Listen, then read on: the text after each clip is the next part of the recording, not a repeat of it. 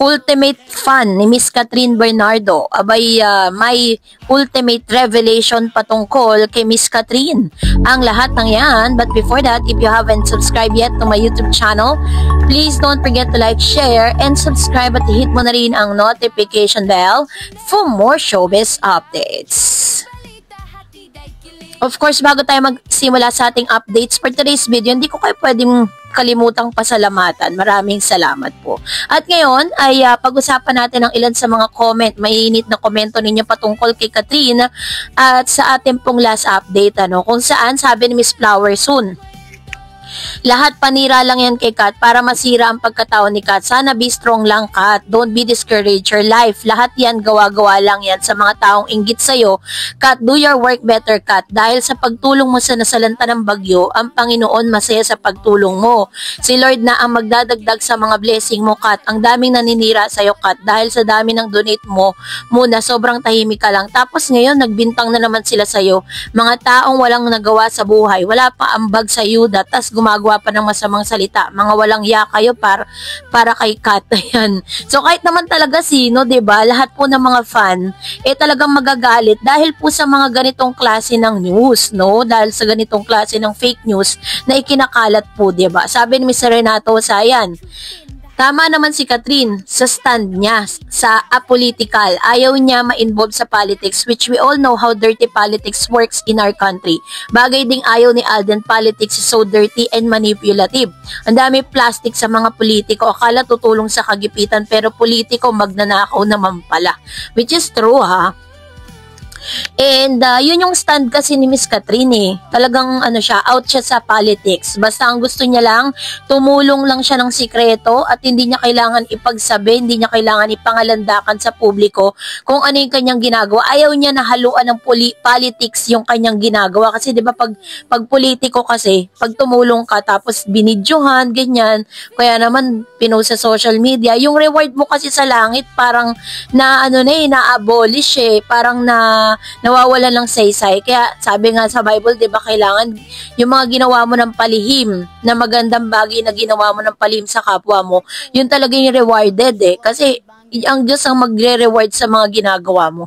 Hindi yung palakpak ng tao, 'di ba? Sabi ni Miss Alice Calisin, si OG at Christy lang naman na nagpipilit na may relasyon sila, Mayor. Si Christy di na nadala sa mga demanda. Sabi ni Miss Sorina Santos, dapat bigyan ng lesson si OG Diaz. Pwede mong idemanda si OG.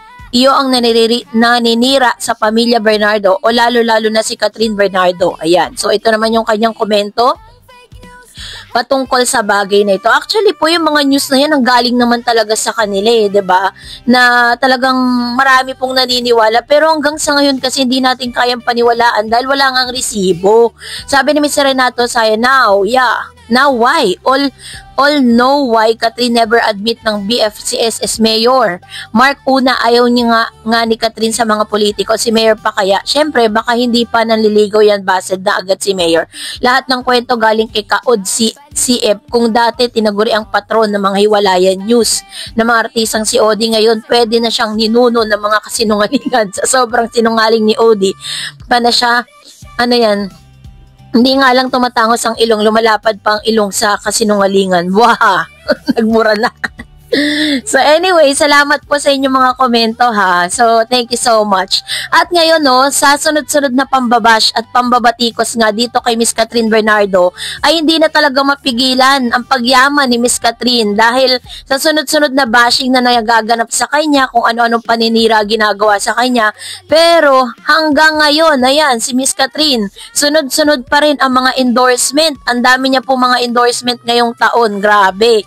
Tapos sinabi rin po dito na magsisimula na rin yung kanila pong panibagong serye, no. So ito, tinatapos na ni Catherine lahat to para at least, diba, pag sila po kasi naggawa na ng series nila, talagang nakafocus. Ganun kasi si Catherine, siya yung ganun tipo talaga siya na kapag may ginagawa siyang series, talagang dun lang siya nakafocus, wala nang iba. May ginagawa siyang movie, ganun.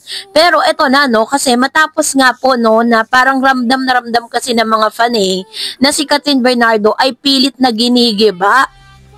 Kasi nga naman sunod-sunod ang mga paninira kay Miss Catherine Bernardo, 'di ba? Ang dami po mga fake news, ang daming mga talaga namang sumisira sa pangalan niya. At meron pong isang video dito na talagang nagte-trending ngayon kasi isa sa mga fan ni Miss Katrina, si Tita Long Gumatay, na meron din po siyang showbiz channel doon po sa Facebook. Ay nakita natin kung gaano po talagang sila nag-usap, nagbulungan sila. At isang bagay na gustong-gusto natin kay Katrin kasi kapag alam niya na supporters kanya or fan or isa ka sa mga sumusunod sa kanya, nag-aas ng konting panahon, bibigyan kanya ng panahon. Tingnan mo si Tita Long ha. Tingnan mo, 'di ba, huminto siya, nakipagtsikahan, nakipagbulungan. Ang ibang artista po hindi gagawin 'yan. Tanging si Miss Katrin Bernardo lang ang nakagagawa niya kasi ganyan niya kamahal ang kanyang mga supporters. No? Kaya talagang love na love talaga to si Miss Katrin. Kaya alam nyo, hindi po kayo nagkamali ng inyong susuportahan. Kung sinusuportahan niyo si Katrin, she's very kind and very respectful person. Ano? Pero dito po sa bulungan na to, ang dami nagtanong, ano bang bulungan na nagaganap? So, dahil dyan, nag-post si Tita Long after the video. Sabi niya, taken yesterday. Ito na yun sa mga nagtatanong. Our topic was about her basher. She said, never mind them. Huwag niyong patulan. Huwag kayong makipag-away. So for me, since I also have bashers, and there are some who are throwing some fake infos about me, even though di ako artist at nasa fan side lang ako. So I decided to keep quiet na lang for now. Mahiya naman ako kay Kat kapag inaway ko bashers ko at yung mga naninira sa akin. Kaya gayahin ko na lang siya na Deadma. Super ganda niya. Ang kinis-kinis. Tinititigan ko kahapon as if first time ko nakita in person. Ha ha ha. Kayo, how many times you have seen her face to face? Hashtag first time, ha? So, ito yung first time na talagang na-encounter niya si Miss Katrin at hindi po siya nag-atubili na tanungin si Katrin patungkol nga dun sa mga kumakalat na news. At napakabait ni Kat ha. Si Kat pa ang sumusaway or sinasaway niya yung mga supporters niya na huwag kayong makipag-away, huwag niyo silang awayin, don't mind the bashers. Yun po yung kanyang kaya pala talagang kahit ano pong panggigiba, kahit ano pong mga fake news ang ipinupukol kay Katrin, hindi po siya naglabas not a single word. Wala po siya kahit gaputok na salita na inilabas po sa publiko para gantihan yung mga bashers. Itong last lang, si Mama Min kasi syempre bilang isang ina, as a protector of Miss Katrin, siya po ang nagsalita, hindi si Katrin. Si Mama Min bilang isang ina na protector ng kanyang anak, talagang mapupuno din dahil sa mga paninira na yan. 'Di ba? Dahil kilala niya yung anak niya na never nagagawin yun. Kaya talagang yun po yung isang bagay na talagang lalo pong minahal si Katrin dahil sa kanyang character. Kaya napaka-unfair din, 'di ba, na there are times na parang si Katrin ay kinukumpara kay Kayla Estrada. Sabi kasi nila si Kayla daw very classy, tapos si Kayla daw ay graduate. Yes, Kayla is a very good person. She's a very kind at wala tayong masasabi doon, pero it's unfair na ikumpara natin siya kay Katrin. Si Katrin po, yes, hindi po siya katulad ni Kayla na parang graduate sa ganitong nagkaroon siya ng bachelor's degree. Si Miss Katrin kasi mas nag-focus siya. Pero tingnan naman natin kung anong klaseng pagkatao meron si Katrin. Marami pong mga aral ngayon, 'di ba, na sobrang bastos at parang walang pinag-aralan. Kaya hindi natin pwedeng ikumpara yung mga tao na porket itong isa may pinag-aralan, upgraded na siya, 'di ba? I am not hindi ko condemn dito si Kayla. Pero pangit naman talaga na ikumpara natin silang dalawa. Let's be happy for them na lang, 'di ba?